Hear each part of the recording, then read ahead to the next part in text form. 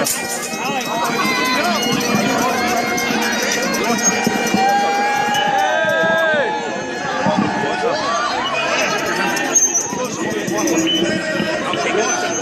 afternoon, ladies and gentlemen. What? Can we have a bit of quiet, please? Can we have a bit of quiet, please? We're going to get that. If we can keep quiet, we'll get the First Minister to speak to us in a moment. But you know, this has been a fantastic movement called Yes across Scotland. The optimism, the excitement, the opportunity that's awaiting Scotland, and it's all thanks to folks like yourselves. So well done. We're going to need you though over the course of the next few days. We're going to need a huge effort from all of you people here to get us over the line on the way to independence. I'm going to hand over just for a second to Dennis Canavan. Dennis has been fabulous in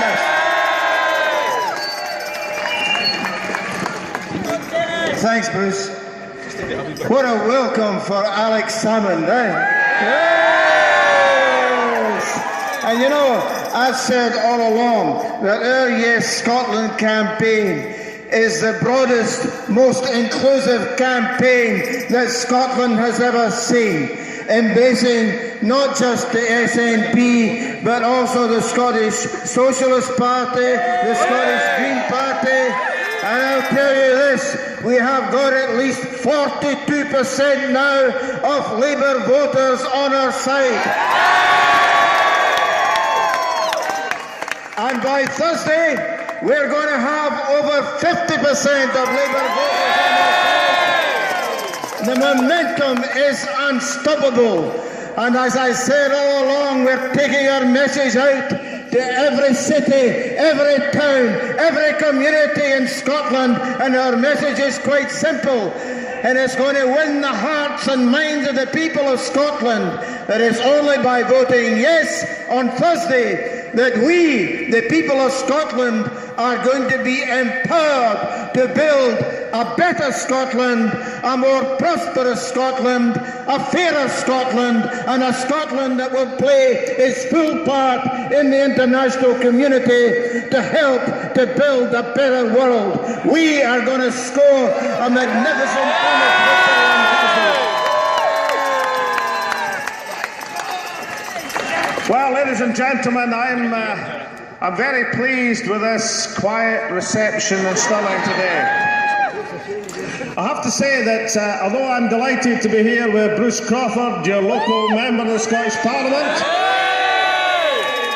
I'm particularly delighted to be here with Dennis Canavan, the chair of the Yes Scotland campaign.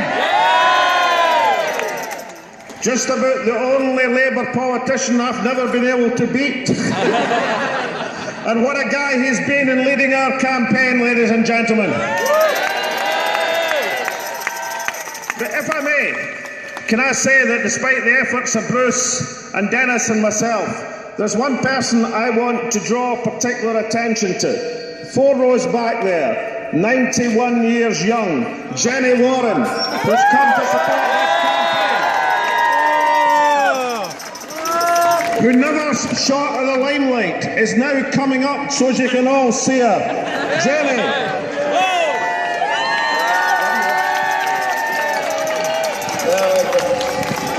Is there anything you would like to say to this small crowd gathered here in Stirling? I'm very proud to have lived to be here today to see this crowd here to vote yes on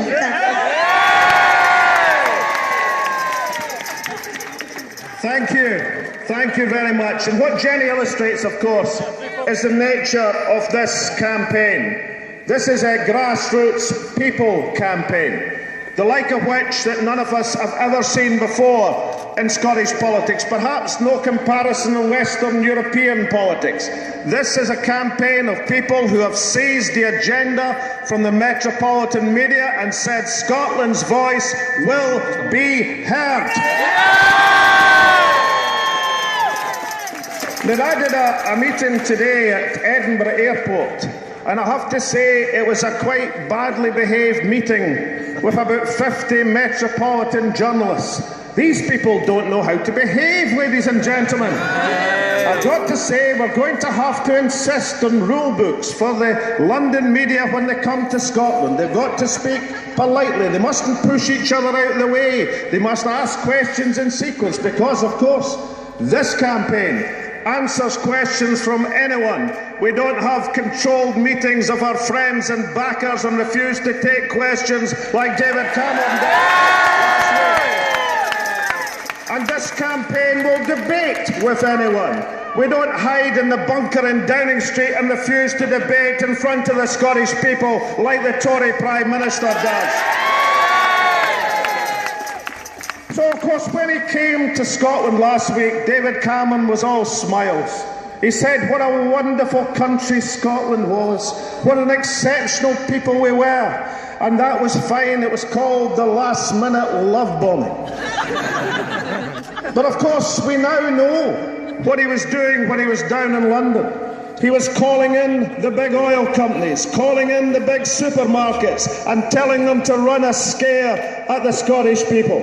However, it all went off like a damp firework, ladies and gentlemen, because although Asda were foolish enough to obey David Cameron's strictures, Tesco said, run your own campaign, we're a business.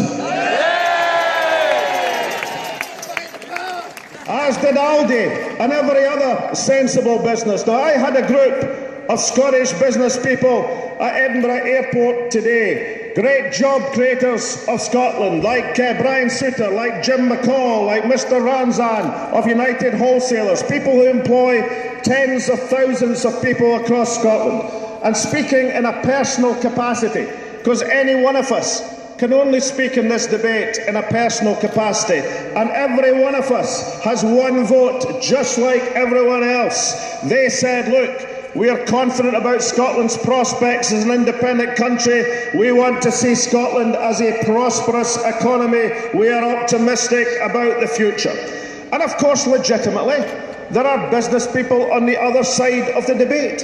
And they wrote a letter a couple of weeks ago to the newspapers saying, look, we are not yet convinced by the case for independence. There was 140 of them.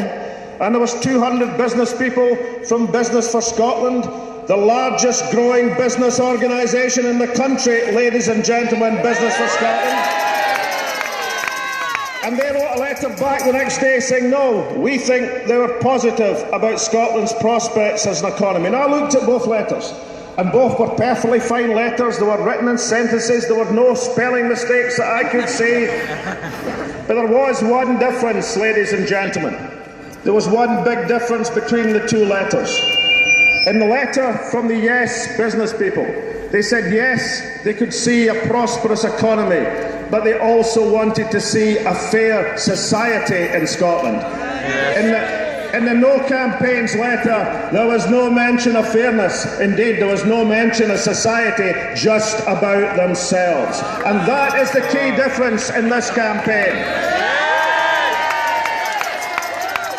Because when the boss of Asda is called into the garden at Downing Street and said, let's tell the Scottish people that prices are going up, I don't think he's concerned about fairness. I don't think he's concerned about anything about himself. So well credit to these businesses who've said no to David Cameron, who've said, look, run your own campaign. It's not our fault that you're failing to win in Scotland.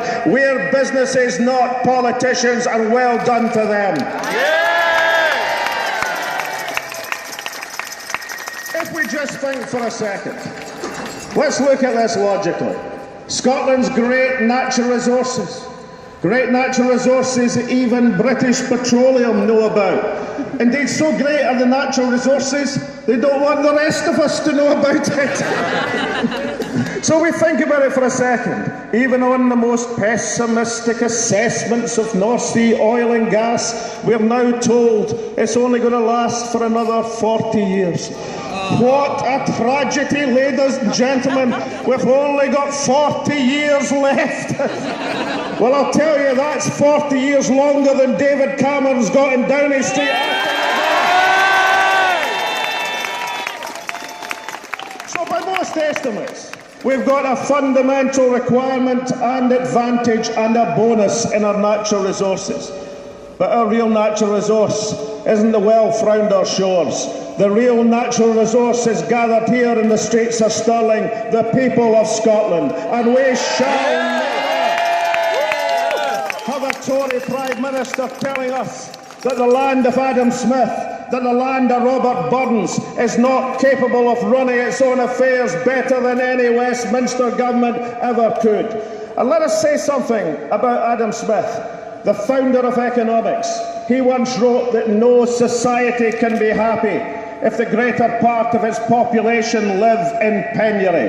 That's the words of Adam Smith in The Wealth of Nations. And those Tories in London who, if they read it at all, only ever read the Penguin edition, have missed the entire point. He wasn't just the founder of economics, he was a moral philosopher. Because what is carrying this campaign forward was encapsulated in that letter from the Yes business people. Yes, of course, we know that we can create a prosperous economy, but every single one of us in the Yes campaign wants to establish that fair society. That's the difference which is making the difference in this great campaign.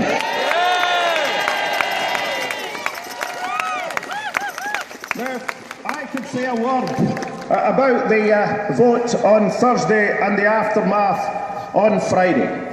I accept that it's our duty, because I believe we are going to win this campaign on Thursday. I accept that it is our duty to make sure, and my particular obligation as First Minister, to make it clear that on Friday morning there is no longer a no campaign and a yes campaign. These stop when the polls close on 10 o'clock on Thursday night. There only is a Team Scotland, and we will be magnanimous, as we should be, to everyone in this country, even unto Asda, who were foolish enough to be gulled by the Tory Prime Minister into issuing threats against the Scottish people. We will have magnanimity, and that will be our approach, because on Friday morning we don't have no and yes, we have Team Scotland, and we are proud to put forward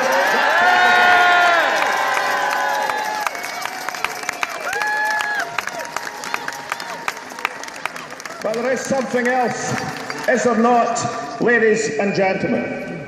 What we've seen during this campaign, the greatest mobilisation of people that Scotland has ever seen. When I spoke a week ago, this campaign's going fast, ladies and gentlemen. A week ago in Falkirk with Dennis Canavan, I was saying to people, I said, look, you know, I've just been in Dundee and I've seen something I never thought I would see in my life. And somebody in that meeting in Falkirk shouted out, a Tory. But it wasn't a Tory in Dundee that I saw. What I saw was people queuing up to vote, queuing up to register to vote. And there weren't young people coming onto the register. There were people in their 40s or 50s, people that hadn't been on the register since the poll tax, ladies and gentlemen. There they were, queuing up to register to vote, and I spoke to every one of them. And incidentally, they weren't queuing up to vote, no, they were queuing up to get their vote to vote.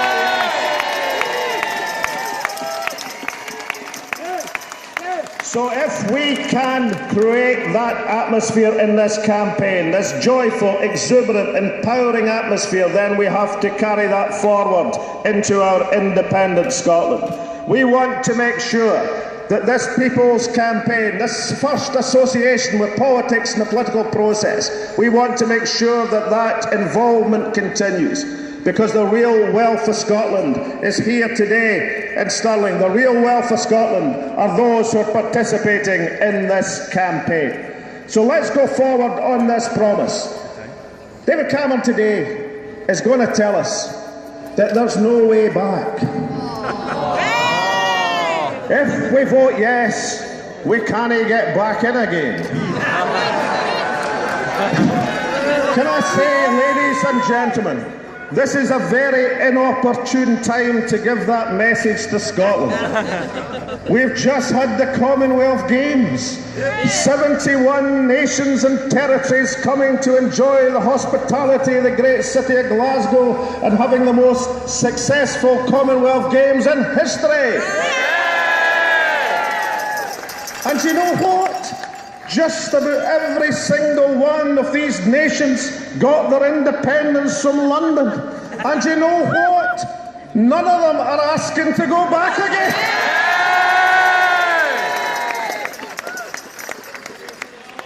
So I'll tell you this, ladies and gentlemen.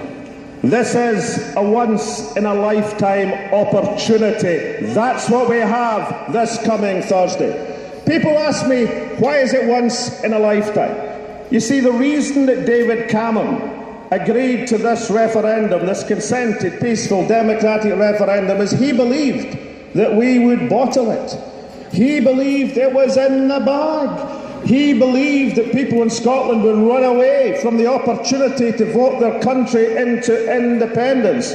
Well, in the words, he kens new, does he not, ladies and gentlemen?